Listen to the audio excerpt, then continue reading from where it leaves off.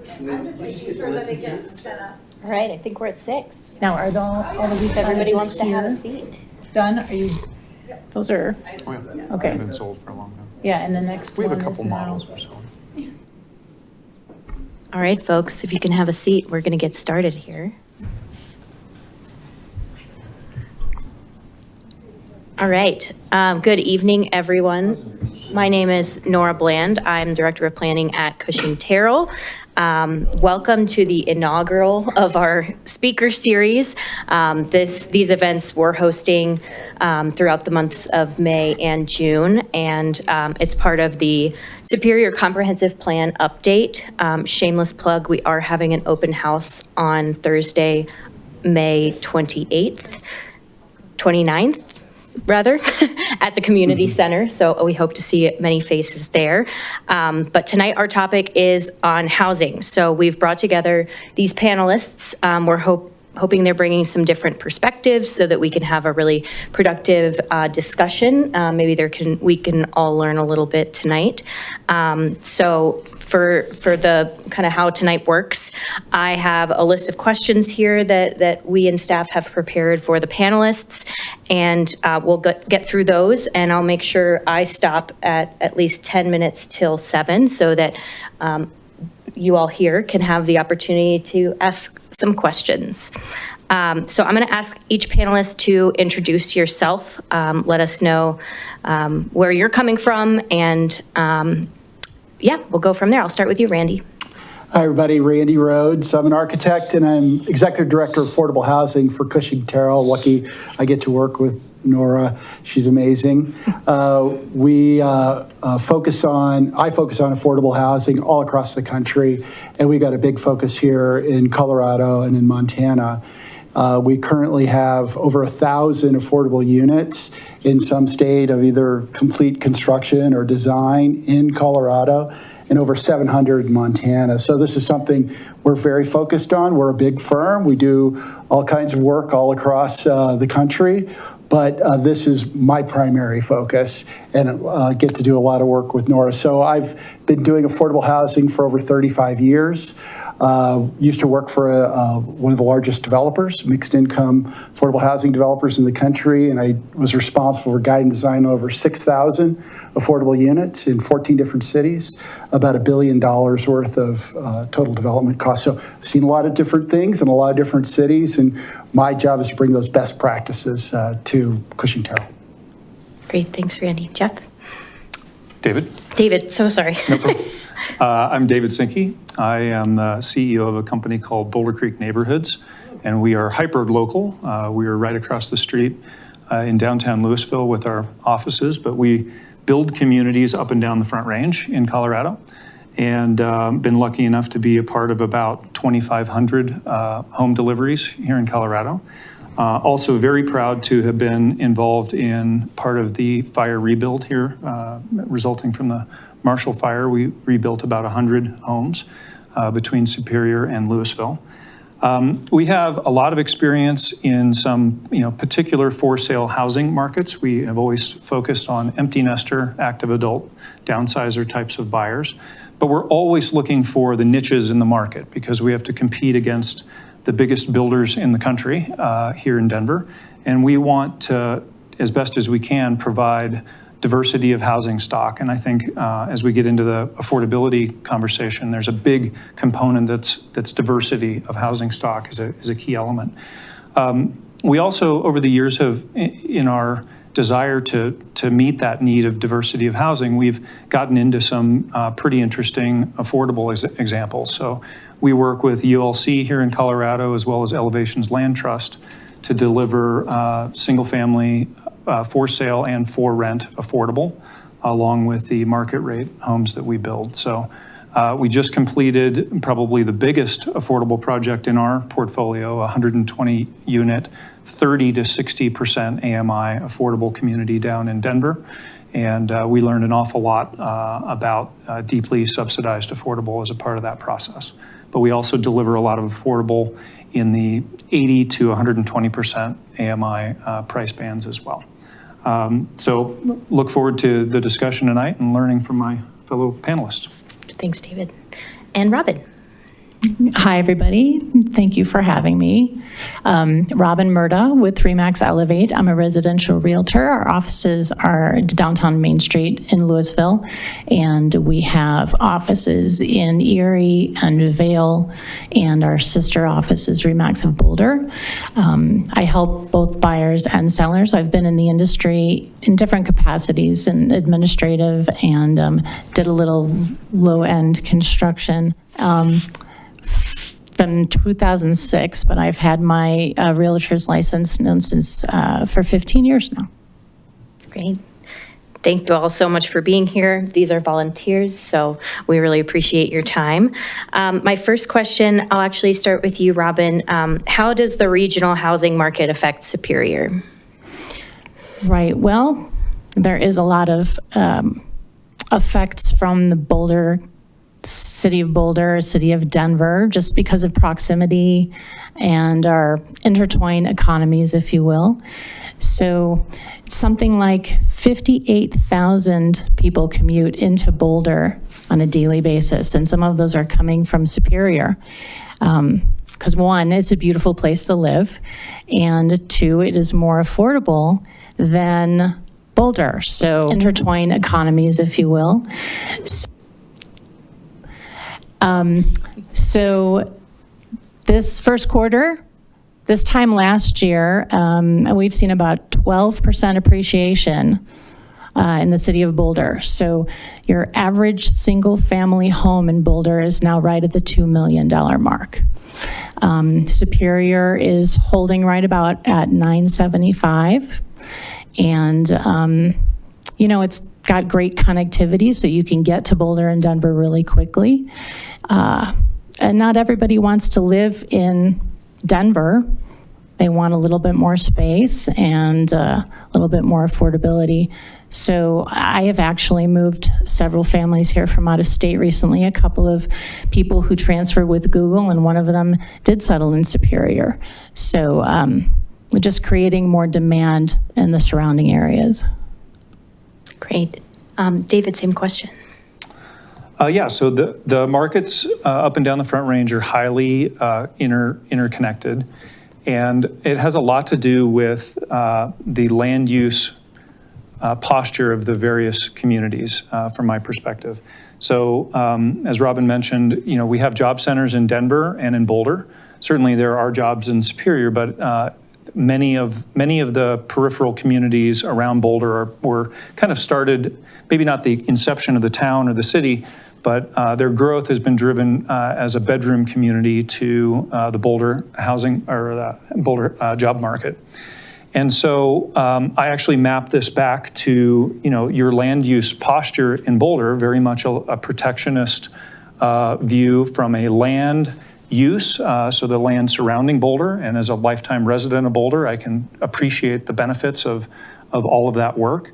And then also, capping the height and the density of housing in Boulder, has created a set of outcomes. What Boulder didn't do that, if those protectionist type of values were top of the list, what we didn't do is restrict the amount of growth in terms of high-paying jobs. And of course, from an economic development standpoint, who would ever win an election by saying we would like to limit the number of high-paying jobs in our community? So we worked very hard. We have incredible institutions. We have, of course, the university and NIST and NOAA and many others. And so we're producing a lot of really smart people. We have an incredible climate. And Boulder in particular has put a cap on the housing that you can have there. And so it has very much squeezed workers out into the periphery. And in a sort of nefarious twist of fate, what was very much an eco-driven methodology or thought process produced a result where we actually have people commuting very long distances and creating probably, as we work to approve housing, the number one complaint that we hear is around traffic. These roads are too congested. Well, we've very nefariously created a dynamic where the houses are not where the jobs are. And so we have a very disconnected methodology as it relates to our land use. And so it creates a bit of a sprawl, and it creates some of the very negative aspects of growth, which are largely traffic. The other thing that we chronically do in Colorado is underspend on transportation infrastructure. And so we're very conservative as it relates to investing in roads and other forms of transit. And so we have this sort of self-perpetuating situation where there's a lot of anti-growth sentiment for reasons I can totally understand, that create a cap on density and a cap on the total supply of housing. And that makes affordability very, very difficult. So you have a high demand and a low supply, and the result of that is high cost. So very much a interrelated set of dynamics. And these communities to the periphery of Boulder are sort of dealing with the 30, 40, 50 years ago land use plan that we put in effect in Boulder. And there are many, many amazing outcomes, but also a lot of unintended outcomes. Yeah, when you have to spend 30 minutes, 40 minutes, an hour commuting every day, your opportunities to participate in the community, either one, the one you work in or the one you live in, if those are two different places, it goes away, or it's very limited. So communities trying to build a sense of culture and connectivity, and having folks be able to be a coach on a little league team or a soccer team, or participate in some kind of activity after work in their community they live in, it becomes really tough. So building community and building connectivity and building connection between people becomes tough because of that disassociation between where you live and where you work. Great, thank you. So the housing needs assessment that was done for Superior indicates that Superior is lacking in missing middle housing. So what could filling that gap of missing middle housing look like in Superior? I'll start with you, Randy. Yeah, thanks. So most folks understand that missing middle is the type of housing that's between single-family homes and some more higher density rental kind of environment. So what's in that middle? Most of the time when folks talk about missing middle, they're referring to some kind of an approach that is a transition between single-family home scale, size, bulk kind of character, and the larger mid-rise buildings. So what I did is I just grabbed a bunch of examples of projects I've done all across the country. I'm just going to go through them quickly, not to spend a bunch of time on the detail, but just to show you that there's all kinds of different configurations and shapes and materials and ways to organize this. But everything I'm going to show you is affordable, mixed income rental. Mixed income means there's folks that have some kind of program that they're connected to that adjusts their rent. And then there's people that live literally right next door to them or the other side of the wall from them that are paying full market rate. So every single project I'm going to show you, it's a mixed income rental approach. So I'm just going to go through these, starting with this first one. This is a 6-unit apartment building. That red door right there is you get into a breezeway that you go upstairs up to the second floor. There's 3 units upstairs, 3 units on the ground floor. This type of building works. You see the ramp there for the ground floor units could be fully accessible. So when you have a community where you might have needs for accessibility, this building type satisfies that.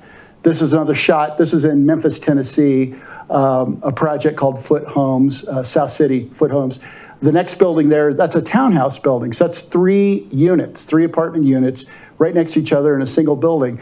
It feels and looks like larger single family homes. So it provides a transition between single family homes to larger apartment buildings. So another garden style building here, right next to a townhouse building. Randy, what are the densities on these kind of products? So in terms of the neighborhood, it's probably in that 15 to 20 units per acre. So more dense, yes. Where's the parking? Where's the parking? The parking's behind. So the buildings face the street, the public street, and the resident parking is literally right behind. And I'll show you that picture here. One of these shots will come through. This is a townhouse building. These are townhouses, parking right literally behind them. Another townhouse style building. So 1, 2, 3, 4, 5 units in the single building, but those are all townhouses. Another garden style building. Townhouse building, in this case, 1, 2, 3, 4 units. This unit at the end, that's a 3-bedroom townhouse. It's on a corner, and this entrance faces the other street so that the face of this building wraps around the corner.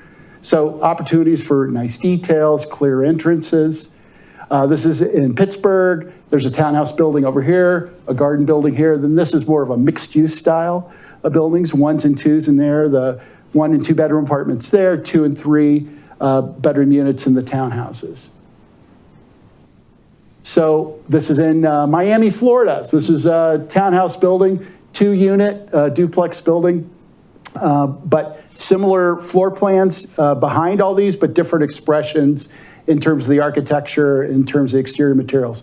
Back to Memphis, you see beautiful brackets, all these things. So here's how the parking works.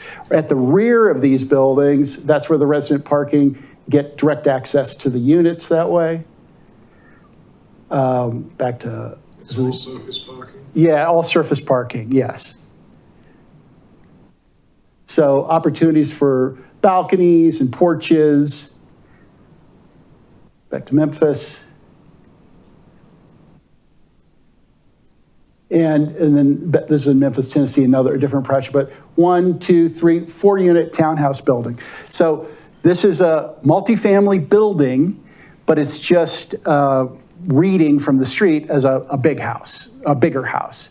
So that's one way. These are multiple different examples of ways to make that work. So it can be duplex, triplex, fourplex, townhomes, then kind of a mixed-use style building, maybe with live-work units on the ground floor. So all these variations to try to get more density, because what does density do? That helps bring down the cost with the higher density. And also with this building type, you eliminate exterior walls for the 2 middle units and windows and things like that too. So it's another way to kind of, you still get high livability, great quality of life.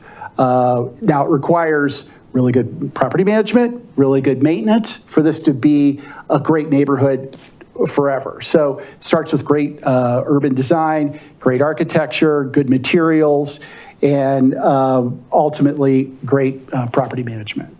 Great. Yeah. How many of these are affordable housing, with the reduced, funding from? So everything that I'm showing you here, about at least 50% of the apartments that would be in that development would have some kind of adjusted rate to it. And so there's a process, there's an income qualification process that folks would have to go through. And this is, some of these that I've showed you are 15, 20 years old. So this isn't a brand new concept or a cutting edge kind of, this is well understood and well practiced across the whole country. There's examples of it all over Colorado too. I just brought these today to talk about what could this missing middle look like.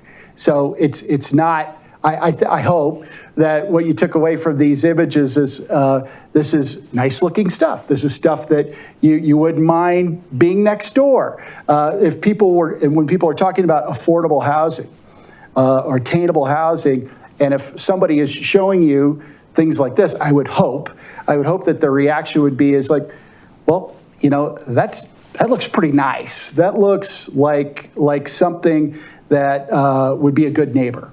And so I think if we can maybe have more examples of things that have worked over time and are proven and that are well maintained and residents, neighbors can have trust that that's going to happen in your community, then I think people could be more interested. Yes, ma'am.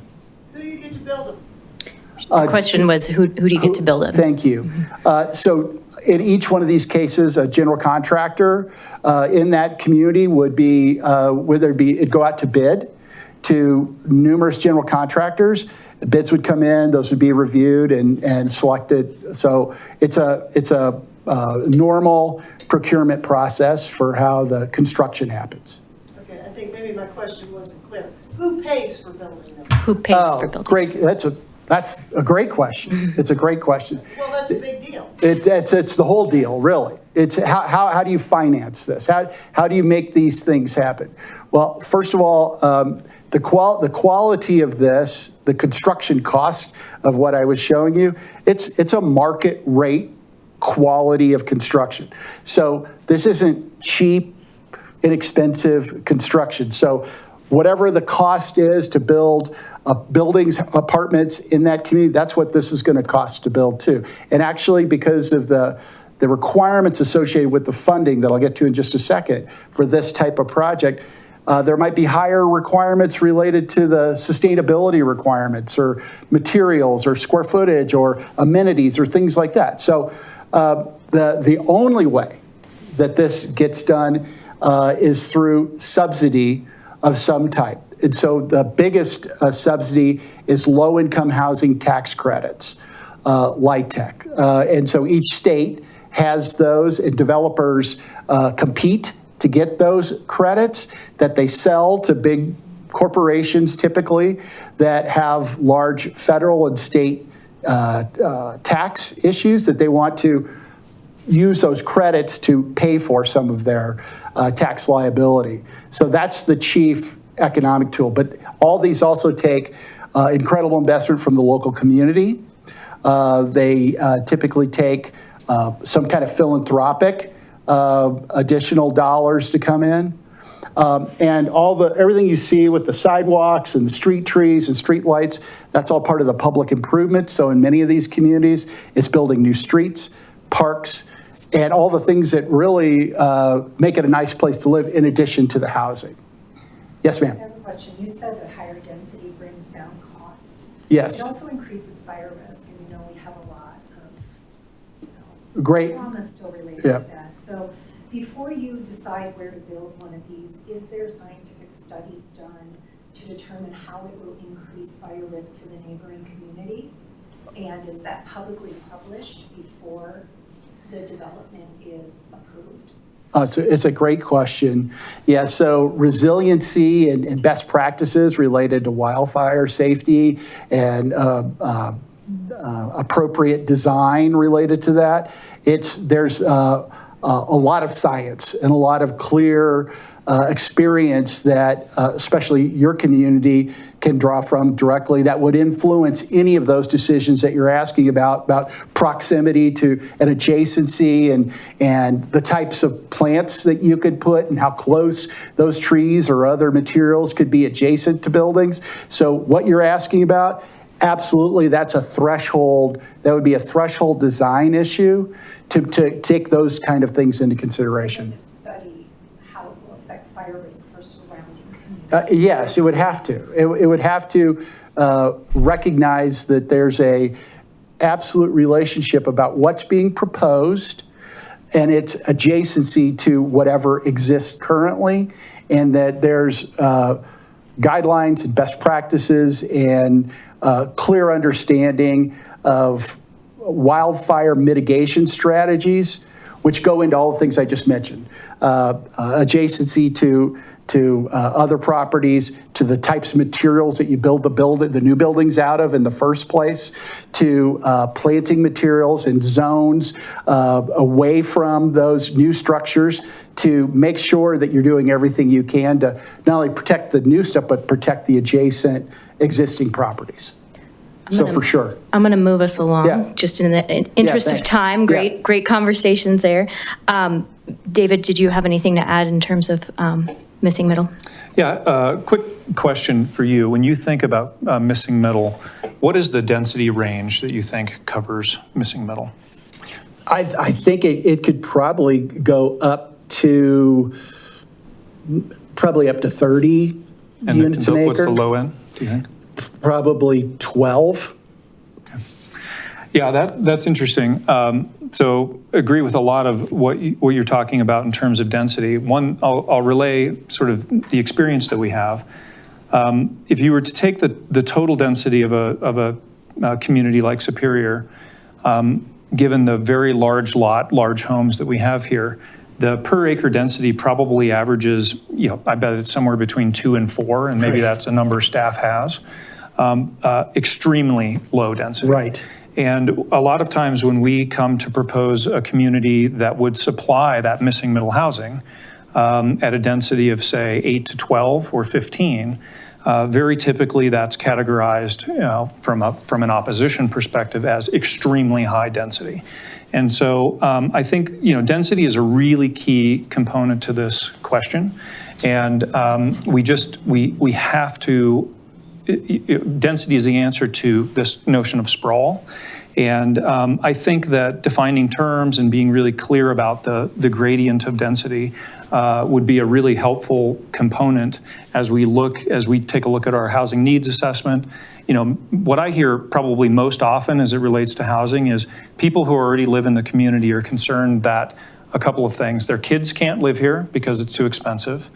They can't transition from the housing that they're currently in. So if you raised your family in a 2, 3, 4, 5,000 square foot home, and now you're an empty nester, there's not a housing stock for me to stay in my community and transition to. And so the answer, like from 6 different directions, is always density as it relates to attainability. Otherwise, you have a need for huge subsidies.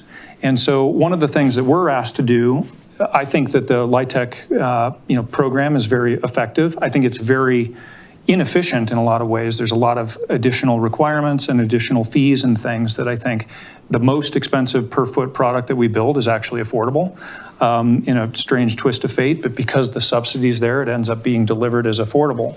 The other way that affordability is being demanded of the development community is through inclusionary housing or zoning. So here in Superior, there's a requirement, I can't remember if it's 12 or 15, but there's a percentage of the new homes in a new community that need to be deemed affordable. And that term is, there's a huge breadth of what affordable is. So our code here in Superior dictates what that means from an AMI standpoint.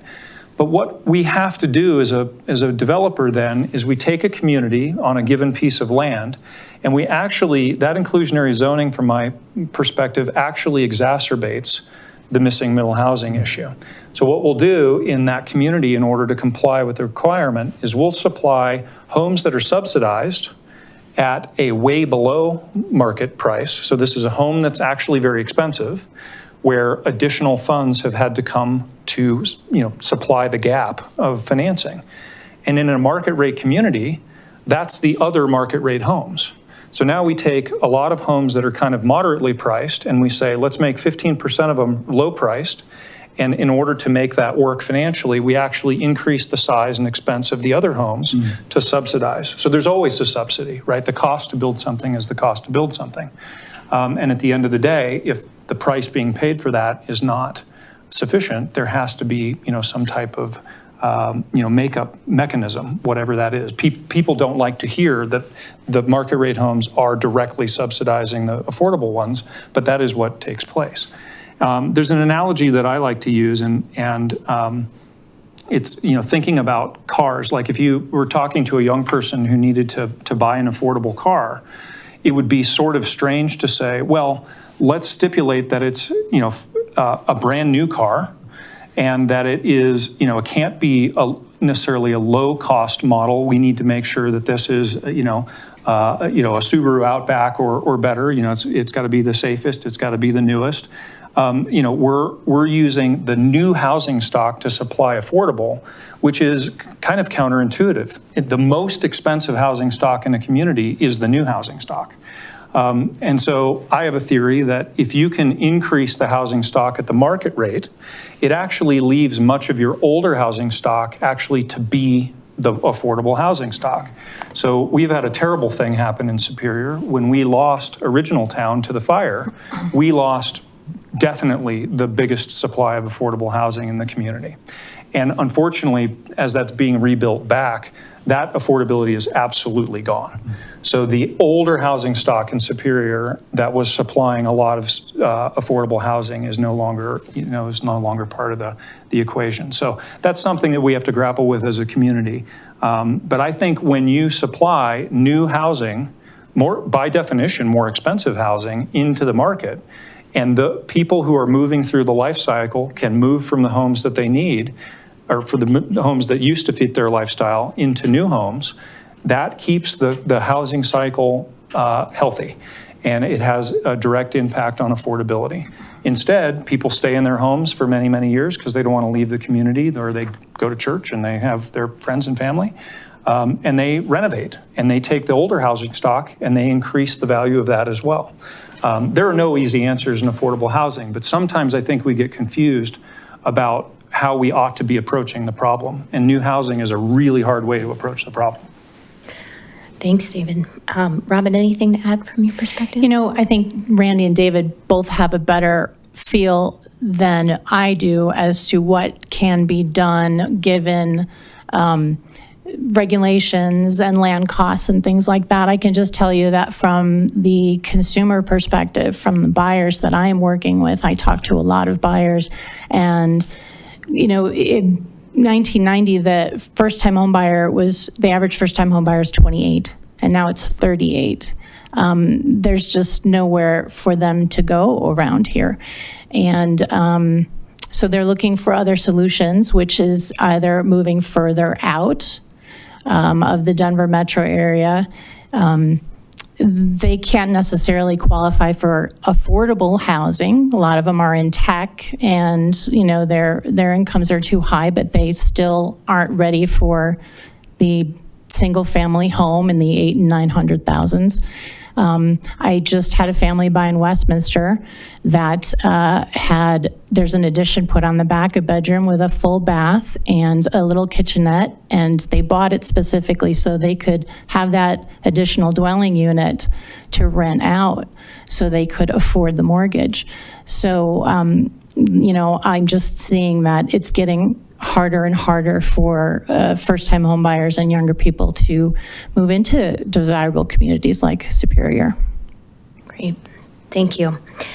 I'm going to come back to you actually with this one, Robin. With the softening of the real estate market, will these pressures on housing improve through the next real estate cycle? So do you want the good news or the bad news first?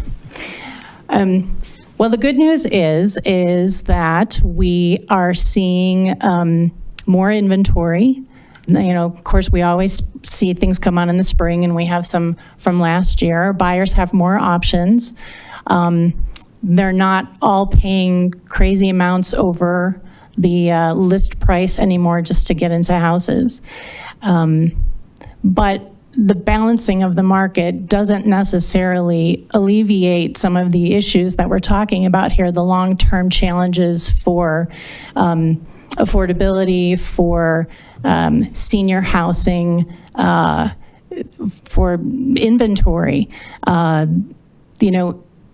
COVID and the low interest rates really increased buyer demand. And then in 2022, we saw those interest rates double in a very short period of time, and people stepped off. And now there's a bunch of sellers who are sitting in their 3% mortgaged house who are not in a hurry to trade that in for a 7. So we're not getting the turnover. We're down transaction-wise, the lowest we've been since 2009.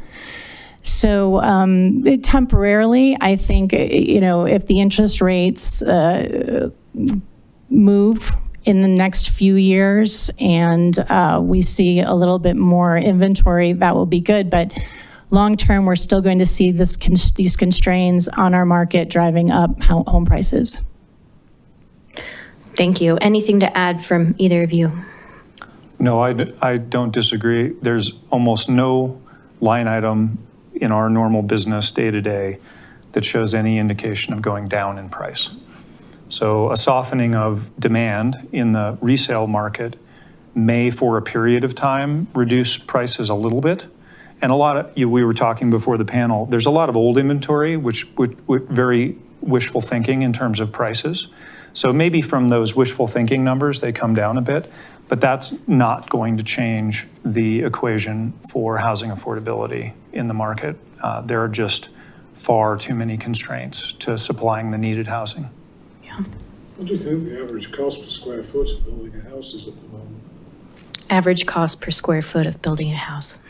It's extremely variable. And, one of the things I'm particularly proud of is we were trying to figure out how we were going to participate in the rebuild process after the Marshall fire.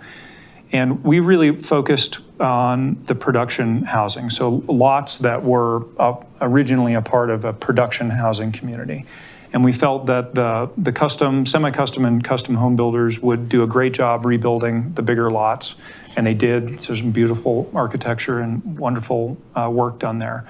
And our goal was to drive the efficiencies of production housing into the fire rebuild process. And so to give you a sense of the variety of cost of housing, we were probably in the $120 to $150 square foot range. And the semi-custom builder was probably $200 to $225. And then, the sky's the limit on the custom side. We heard, $500 a foot and above. So there's an enormous amount of variation. And counterintuitively, the smallest, most affordable homes have some of the highest prices per square foot because your denominator's just lower, right? So we build we cottages. We've been very intentional about trying to build market rate attainable housing that does not have a subsidy. And one of the biggest drivers of the total cost is making the home smaller, but the price per square foot is actually quite high. So if I had a schedule of all the different products that we build, the highest price per square foot would be our we cottages at probably $170 or $180 a foot. Whereas my bigger, 3,000, 4,000 square foot patio home might be $150 a square foot because you're just dividing the total cost among a bigger denominator. You still have kitchens, you still have, all the key systems in the house.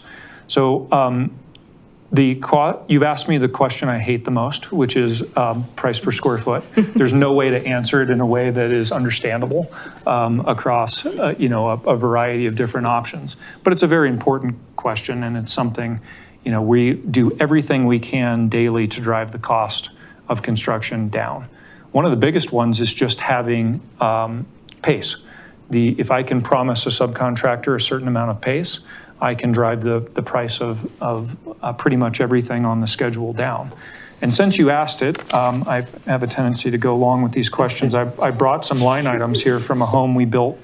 I could throw 2 football throws over here to Rogers Farm. And then we're going to go over and take a tour. We could do that. These homes over there were 1,200 to 1,500 square feet.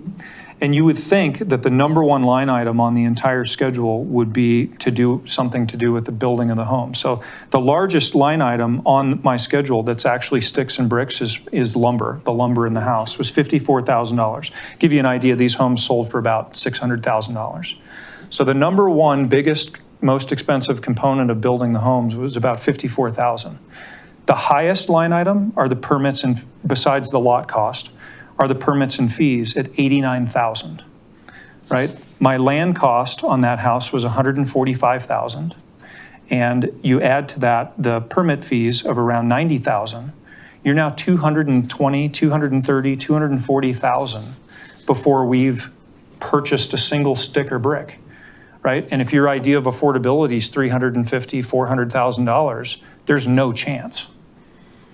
There's no possibility of reaching that level of affordability when you factor in just the cost of the land, a developed lot, and the permits and fees.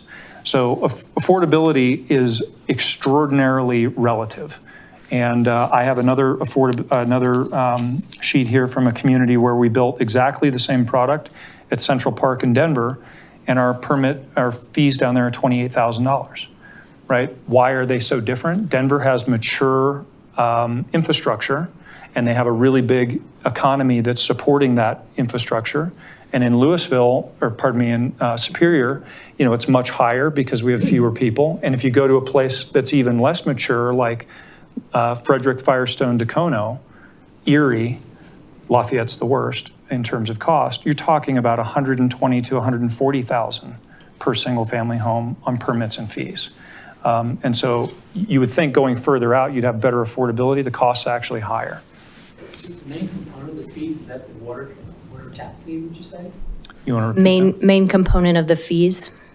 It's a huge part of it, yes. Yeah, you've got, depending on the municipality, $40,000 to $50,000 in your fee cost for access to the raw water. Water tap fees, yeah, thanks. Another question, since you're getting into details. Sorry, Renee. If you had carte blanche and say you could have 5 acres or 10 acres, or you could pick the size in Superior, and given the challenges you're trying to overcome, what would you do? Assuming you still meet both building code. If you had a carte blanche, you pick the size of the parcel or the area to develop in Superior, what would you do? I love that question, and we have a passion for trying to deliver senior housing, and the product I would most love to build that I absolutely won't are senior condos. I would love to build elevator-served, 12 to 20 to the acre condominium units that are supremely good for accessibility. They're small and efficient to live in. They're extraordinarily low maintenance for the residents because they're being handled by the exterior. And there's 100 reasons why that can't happen. The two biggest ones are opposition to density, and 2, our construction defect litigation environment in Colorado. Those 2 things make the very most desirous thing to build completely impossible to do. That would be like the Kestrel building in Louisville, for example. Is that the DELO? That's just off 95th Street, Kestrel, between South Boulder. It's a Boulder County property. Yeah, similar. That's over by Steel Ranch, right? Yes. Yeah, so the density of that is probably in the neighborhood of 8 to 10 or 12 to the acre. So it's more townhome, maybe there's some stack flat type of stuff. I would actually envision quite a bit bigger building with an elevator so seniors are hard to serve, right? Because you want main floor masters, you want accessibility. And if you're doing that in a low density way, you're using an enormous amount of land, so very land inefficient. So if you want to deliver and land is very, very expensive. So if you want and we do lots of great patio homes. You can buy a $2 million patio home from us in Erie and Broomfield, and people love them, and we have a long list of people who would love to buy those. But it doesn't meet affordability. But I have to get better density if I'm going to bring the cost of senior housing down, which means I need to go vertical. And when you go vertical, you need to be elevator served. When you're elevator served, you need to have sufficient density to start making the economics work. So back to your example, I'm intrigued by it. And let's ignore the public resistance for starters. And understand the condo issue is hard to overcome. Can you do that with having 2 structures who are completely separate, very close together, to kind of mimic it, but not have that common wall? The question was, can you get that type of housing in 2 buildings that are very close together without a common wall? Yeah, so not at the densities that we're talking about. So the buildings I'm referring to, if you're talking 12 to 20 to the acre, they're probably 3-story, and they're probably 8, 12, 20 units per building. So you're getting substantially larger buildings. So our solution to construction defect, and some of the largest construction defect litigation claims took place in Superior because of our very tough soils, right? And so one of the problems with the construction defect issue is that many of these things are being settled out of court. Almost all of them are settled out of court because the stakes are so high. And when they're settled out of court, we have no visibility into the outcomes. And so there's a huge misunderstanding about what really is taking place here. I actually brought the act here. There's a bill, I believe it's going to the governor's desk if it hasn't already. It's House Bill 25-1272, and this is designed, it's called the Colorado American Dream Act, and it was originally intended to address the issue I'm talking about. There's a lot of skepticism as to whether this will actually do that. But our solution to construction defect was to do wee cottages. So these are small lot, single-family homes, and they are at like townhome densities, probably 8. We have a community in Erie, 151 homes that got almost to 12 units to the acre, but that is the maximum density. And it's really not a great senior community because the bedrooms are on the second floor. And I don't have the density to, do elevators and lifts, and I don't have the space to do ranch plans. And just one thing when Should we be telling our representative to vote? This looks like it's a foregone conclusion. So the problem with these things is that if they don't actually solve the problem, they create an even bigger problem because there's a public perception that the problem's been solved. So we're worried that that might be the case here, is that from a practical standpoint, it didn't solve the problem, but it's released the pressure. This is a foregone conclusion, I think. Your representatives probably already voted on this. Yeah, I was just going to offer that the meaning, or the federal government says affordable rent is a rent that represents no more than 30% of your household income. So to put that into dollars and cents, you look at somebody's income, do that 30%, and you look at in the marketplace, are there rents even available at that? And most of the time, you'll see that it's going to be pretty tough. If you work for a living and you're at 80% area median income, or even 100% in many communities. So just wanted to point that out, that affordable term, it's really supposed to be, the rent shouldn't be any more than 30% of your household income. Great. Thank you. All right. How do you reconcile requiring higher quality and more energy efficient homes with concern over affordability? We can start with you, Randy. I was referring to low-income housing tax credits. One of the requirements for that money is that the developer and the architect has to select a sustainability strategy. And there's a number of those that meet the requirements of low-income housing tax credits, but there's one in particular that was designed specifically for affordable housing. It's called Enterprise Green Communities, and it's been around for 25 plus years. And so this was designed to try to bring those best practices of sustainability and healthy design and green design into the affordable rental market. So yes, it does absolutely add cost. And yes, there's some market rate developments that don't necessarily, because they don't have that same kind of funding, they're not required to do that.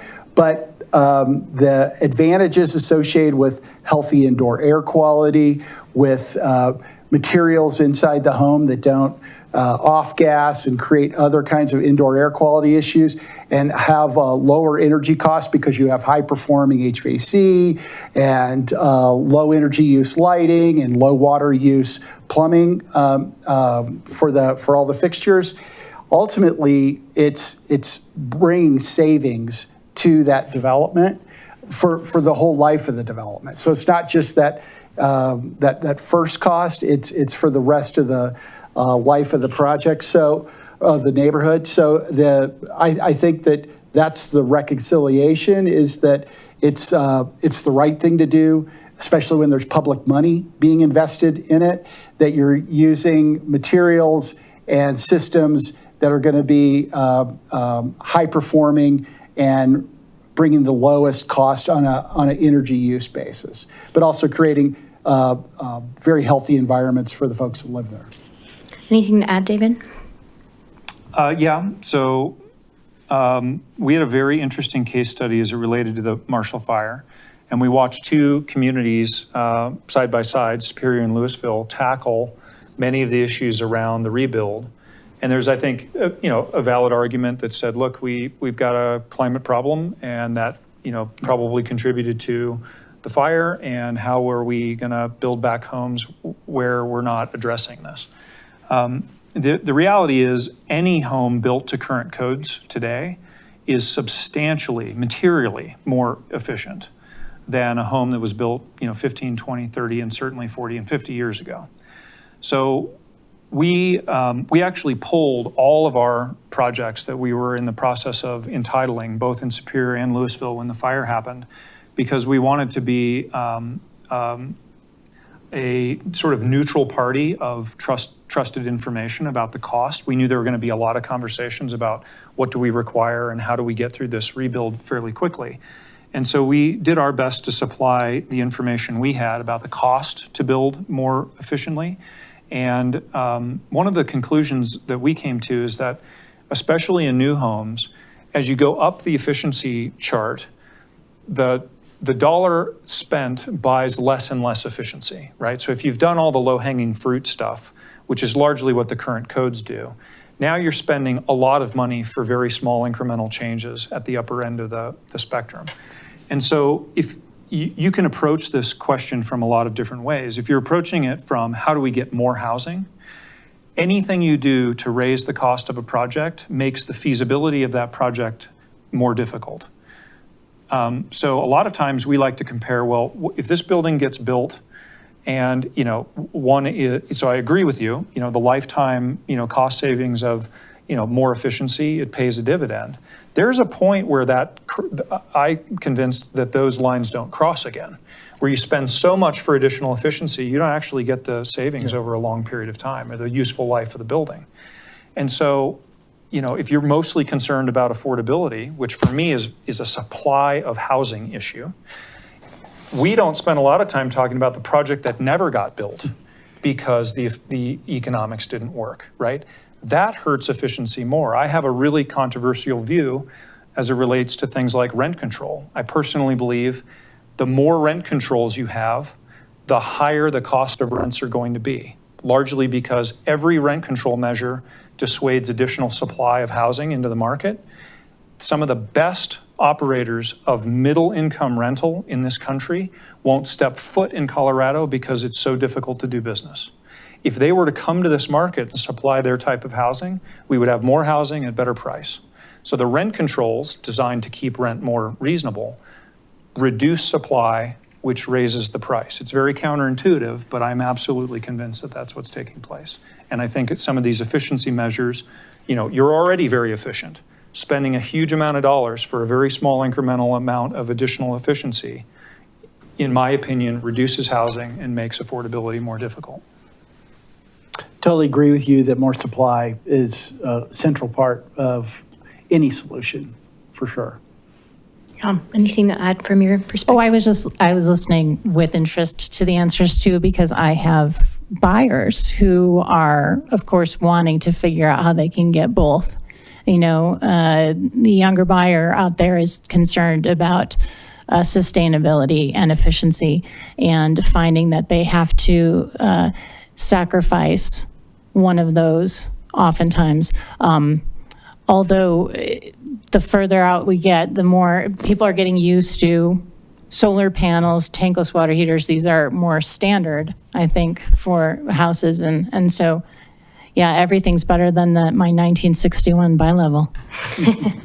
So solar panels are actually a really good way of thinking about this. If you were to put solar panels on a really inefficient home built 30 years ago, you're saving so much that there's actually a pretty reasonable payback scenario on the cost of solar.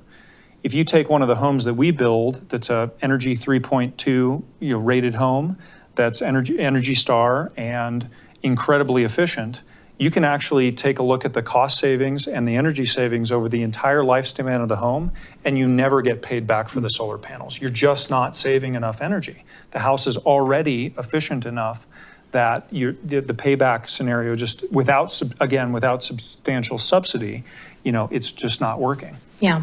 Yeah, and Superior doesn't have as many of those houses now to improve on. In my house, we put solar panels on and got an electric car, and without air conditioning, when I did a couple of years of bills, 20% savings, all considered between energy and gas. So.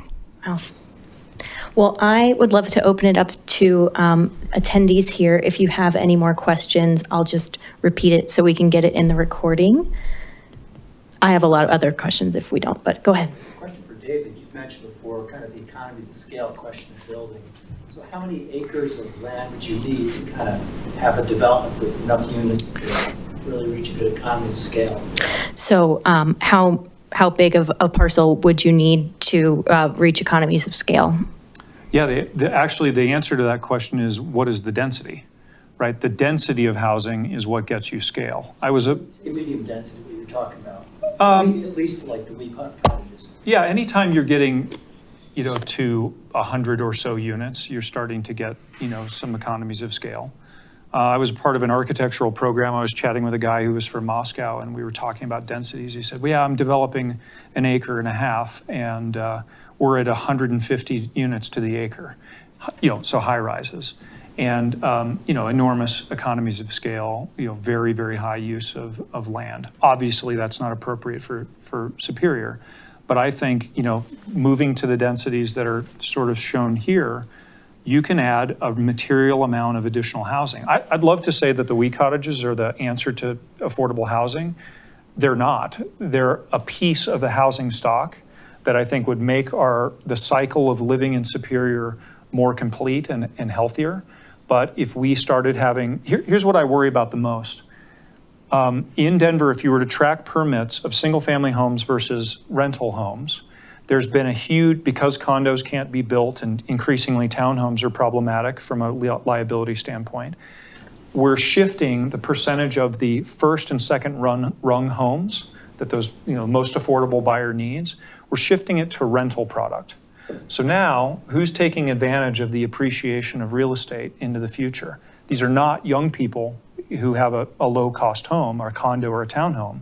These are institutional investors that are buying multifamily product, right? And that's probably the thing I worry about the most is what does Colorado look like in 3 or 4 generations when a couple generations of people have had no benefit of equity appreciation in an owned home.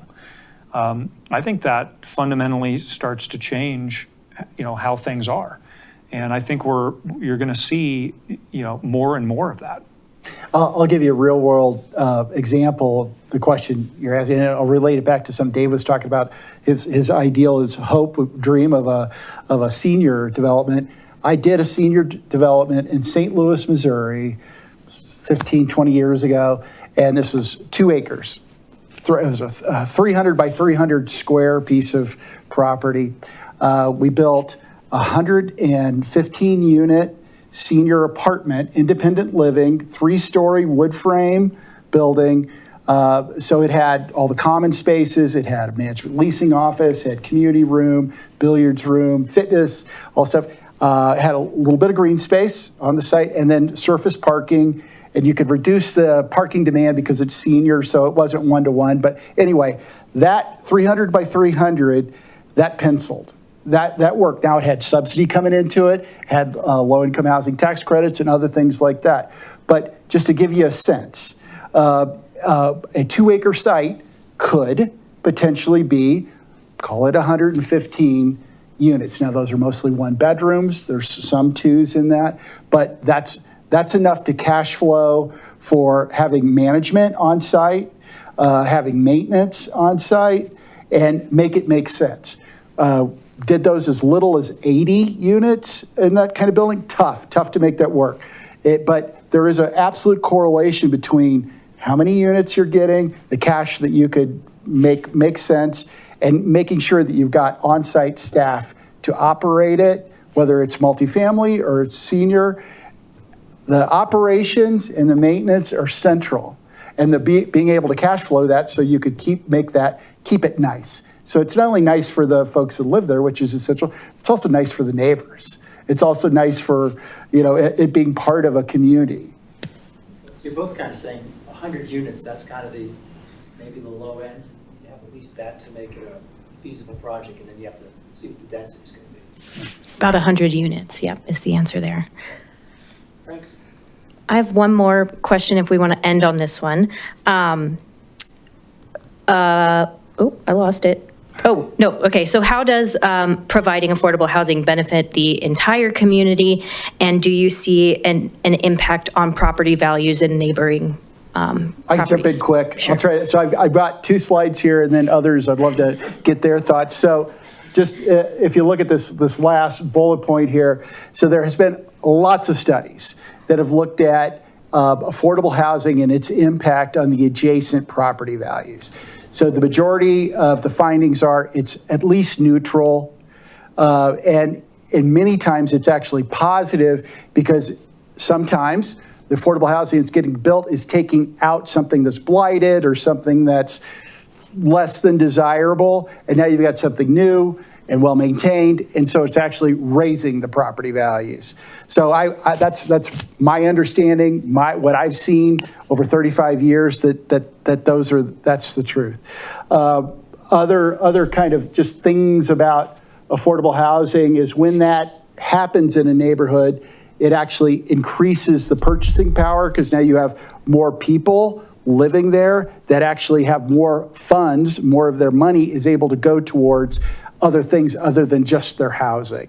Like they're able to afford better food and better health care and things like that.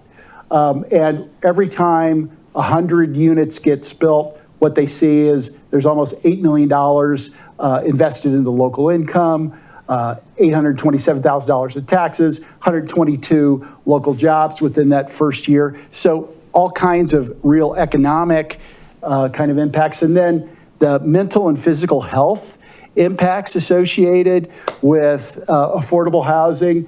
The whole idea that you can have more housing stability and you could reduce that stress in your life and your ability to actually focus on your family, focus on your career, focus on some more education or whatever it might be. When you're completely stressed and you don't have that stability, those additional things just aren't going to happen. There's a whole list here of fabulous impacts, but my main point is there's lots of economic and mental and physical health benefits, but others can jump in. David. I'll just say simply, I like to expand my thinking of affordability to include all kinds of different housing types. So I'm very interested and absolutely convinced that the health of a community is enhanced by having a really well-rounded housing stock for all the different participants in the community. And different needs, yeah. Mm-hmm. Yeah. Yeah, there are no studies that show that affordable housing consistently negatively affects house values. And we all want to make investments in our home and protect that investment over time. But we're also talking about lifestyle. That's one of the reasons that I do what I do, is to help people find a place that they love. Our community is built of all sorts of people, technology workers and nurses and retail workers and teachers. And if they can live close to where they work, we're going to reduce commutes and the environmental effects of that, congestion. If people can age in place and keep the ties to their community, they're going to have better mental health.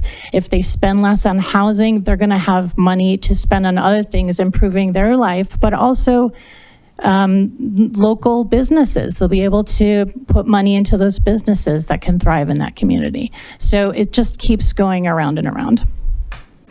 Well, thank you so much to our panelists. I'd like to give a little round of applause. I'm so sorry. I just wanted to ask one question. It's primarily to David, because I think that he's kind of brought this up a lot. If you excluded affordable housing entirely and just went with supply side, how much supply do we need before we start seeing prices come down? That's a really good question. And one of the issues that we have, I actually think in some price bands, we probably have too much supply. So getting really clear about, you mentioned incomes, you have to start matching the incomes. You mentioned the 30% ratio, incomes to the housing stock. And that's the place where we need a lot of housing. So I don't have numbers right off the top of my head, but I would, if I were going to approach this problem and I could just start waving a magic wand, I would take a look at the incomes that we want to serve in Superior and I would map backwards from those incomes to the type of housing. And they can't all be, a lot of what happens in inclusionary housing, you say, well, if you're going to sell this house to the market, We Cottage like that, you have to sell the exact same house on an affordable basis. That is a mismatch. You're creating an economic, mismatch where someone who needs an affordable house and wants to get on the equity train would take something substantially different than that. That's what the used housing stock looks like. So I think there is a way to get to that number. I hate to leave it on a more negative note, but we are in the footsteps of California here, where it's very likely that the percentage of our income in Colorado will forever be higher than 30%, right? Especially at the lower ends of the price spectrum. There are just too many constraints, water being a huge one, in the environment for us to be able to solve the problem for sure. But I think for a town like this, you need to be talking about several hundred, 5, 6, 7, 800 homes, maybe a few thousand homes delivered, in the $300,000 price point where you would start to move the needle. And condos would be great for that. Great. Yeah. Thank you. Thank you again so much. A couple plugs here. This is the first of 4 of our speaker series. So the next one is on transportation, which is on May 22nd. And that'll be here. And then the third one is cultural inclusivity and equity. That will be on June 5th. Also here. And then again, our open house is on the 29th at the community center. So we hope to see you and friends there. Thank you again so much for your time, and have a wonderful evening, everyone. Thanks again. Thank you. Thank you. Very nice to meet you. Yeah. Let me turn that off. Yeah. Oh, shoot, I thought we were going to solve this.